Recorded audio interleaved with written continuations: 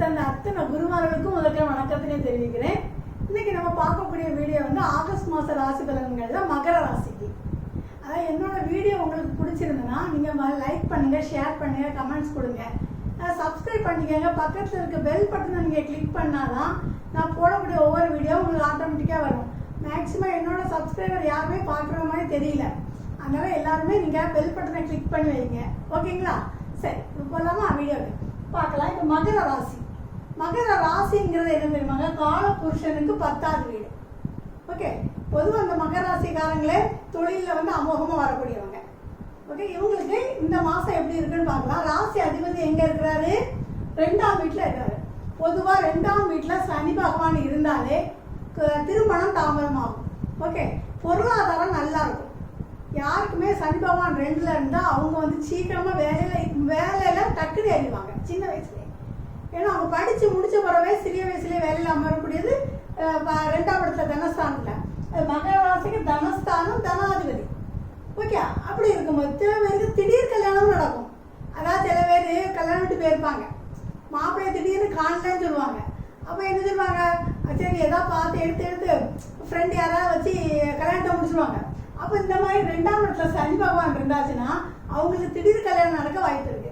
ஆனால் 2ல் சனி இருந்தால் தாமதமான கல்யாணம் பண்ணணும். சீக்கிரம் பண்ணியாச்சுன்னா ஏதாவது இதில் நம்ம டிவோர்ஸ் ஆயிடும். ஓகே, அதான் தாமதம். சரி, இப்போ வந்து சனி பகவான் வந்து வக்ரம் ஆயிட்டார். அப்போ சனி பகவான் வக்ரம் ஆகக்கூடாது. ஏன்னா 2ஆம் தனஸ்தானம் பார்த்தீங்களா, அது தனஸ்தானம், வாக்குஸ்தானம், குடும்பஸ்தானம். அப்போ அது வக்ரம் ஆகக்கூடாது. இப்போ வக்ரம் ஆயிட்டார். அப்போ நம்ம என்ன பண்ணணும்? பண விஷயங்கள்ல இங்கே கொஞ்சம் கவனமாக இருக்கணும். அதாவது உங்களுக்கு வந்து 7 சனியில் கடைசி சுற்று. ஓகே, அப்போ நீங்கள் என்ன செய்யணும்? உங்களுக்கு வந்து நாக்கில் இருக்க கருநாக்குன்னு சொல்லுவாங்கல்ல, அப்போ நாக்குலையாங்க இருக்கிறார் சனி பகவான். அப்போ நீங்கள் பண விஷயத்தில் யார்கிட்டயா ஏதாவது பேசி எடுத்து சிக்கலில் மாட்டிடக்கூடாது. அப்போ அதுக்காக இந்த பண விஷயத்தில் கொஞ்சம் கவனமாயிருங்க. சரிங்களா? சரி, இந்த அடுத்து பாருங்க, 3ஆம் அதிபதி 5ஆம் வீட்டில் இருக்கிறார். எப்பவுமே குரு பகவான் 5ல் இருந்தால் குழந்தை பாக்கியம் உண்டு. சரியா? அப்போ குழந்தை பாக்கியம் கிடைக்கிறதுக்கு வாய்ப்பு இருக்கு. அப்புறம் அது மட்டும் இல்லை, அதோட அதிபதி எங்கே இருக்காருன்னு பார்க்கணும். அதிபதி சுக்கிரன் 8ல் இருக்கார். அப்போ 5 8ஆ செயல்படுது இல்லையா?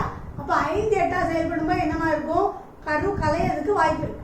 ஓகே, மேக்சிமம் உங்கள் ஜாதகத்தில் 5ல் குரு இருந்து 5ஆம் அதிபதி 8ல் இருந்தாலும், இப்போ சனி பகவானோட பார்வை இருக்கு, செவ்வாயோட பார்வை இருக்கு, இந்த மாதிரி இருந்தாலே உங்களுக்கு புத்திர தோஷம் உண்டுன்னு அர்த்தம்.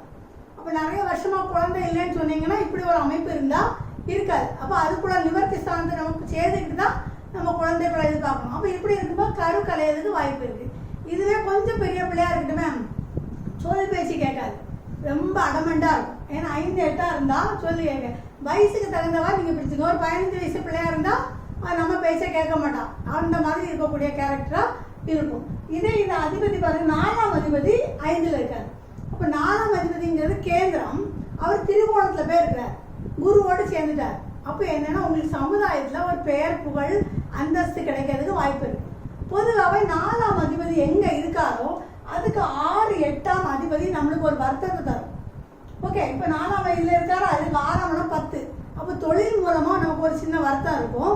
அப்போ 10ஆம் இடங்கிறது மாமியார், உறவுகள்ல மாமியாரால ஒரு வருத்தம் இருக்கும். இதே 12ஆம் இடம், 12ஆம் இடங்கிறது வெளிநாட்டு இது முதலீடு விரயம் இதெல்லாம் இருக்கு. அதனாலேயும் ஒரு தொழில 2ஆவது தொழிலால ஒரு வருத்தம் இருக்கும். ஓகே, சரி, இந்த அதிபதி யாரு? சுக்கிரன். அவர் 8ல் போய் இருக்கார். அவர் 10ஆம் இடத்துக்கு அவர் தான் அதிபதி. அப்போ உங்களுக்கு இப்போ இந்த மாசம் பூராவும் பணம் வரும். எந்த ரீதியாக எதிர்பாராத பணம் வர்றதுக்கு வாய்ப்பு இருக்கு. 8னா எதிர்பாராத பணம், அதுமாதிரி சட்டத்துக்கு புறம்பான பணம், இந்த மாதிரி கருப்பு பணங்கள்லாம் வச்சிருப்பாங்க, அதெல்லாம் வர்றதுக்கு வாய்ப்புகள் இருக்கு. ஓகே, அப்புறம் 6ஆம் அதிபதி வக்கரமாய் 8ல் இருக்காரு. அப்போ 6ஆம் அதிபதி வக்கரமாகலாம். ஏன்னா 6ஆம் இடத்துல தீங்குதலை செய்யும். அப்போ அது 8ல் போய் இருக்க நன்மை தானே. அப்போ ஒரு உடல்நல சரியில்லைன்னா அப்போ உங்களுக்கு உடல் ஆரோக்கியம் வர்றதுக்கு நல்ல வாய்ப்பு இருக்கு. ஓகே, அப்போ 6ஆம் இடம்ங்கிறது கடன். அப்போ கடன்லேருந்து கொஞ்சம் ரிலீஃப் ஆகிறதுக்கு வாய்ப்பு இருக்கு. அப்போ ஒரு இடம் வாங்குறீங்களா 6ஆம் இடத்துல, அப்போ இடம் 2வது ஒரு இடம் வாங்குறதுக்கு வாய்ப்பு இருக்கு. அப்போ இதாக இருக்கு. அப்போ இதுல 8ஆம் இடத்து அதிபதி சூரியன் இருக்கிறாரு, 6ஆம் அதிபதி 8ல் இருக்காரு, 10ஆம் அதிபதி 8ல் இருக்கிறாரு. ஓகே, இப்படி இந்த 3 அமைப்பு இருந்தாச்சுன்னா 5 9 இதில் செட்டில் ஆகிட்டா. அப்படி இருக்கும்போது நீங்கள் மேக்ஸிமம் நீங்கள் மாணவர்களாக இருந்தீங்கன்னா பிடிஎஸ் படிக்கிறதுக்கு நல்ல வாய்ப்பு இருக்குது. அது அனஸ்தீசியா சொல்லுவாங்கல்ல, மயக்க மருந்து டாக்டர், அது படிக்கலாம். சர்ஜனுக்கு ரொம்ப யூஸ்ஃபுல். ஏன்னா 9ஆம் அதிபதி சுக்கிரன் அதில் இருக்கிறதுனால நீங்கள் சர்ஜன் படித்தாலும் நல்லாயிருக்கும். ஓகேங்களா? சரி, இவ்வளவு. நாளைக்கு வேற ஒரு பதிவில் சந்திப்போம். நன்றி, வணக்கம். அண்ட் இந்த வீடியோ உங்களுக்கு பிடிச்சிருந்துன்னா மறக்காமல் லைக் பட்டனை ப்ரெஸ் பண்ணிடுங்க. அண்ட் கூடவே இருக்க சப்ஸ்கிரைப் பட்டனையும் ப்ரெஸ் பண்ணிடுங்க.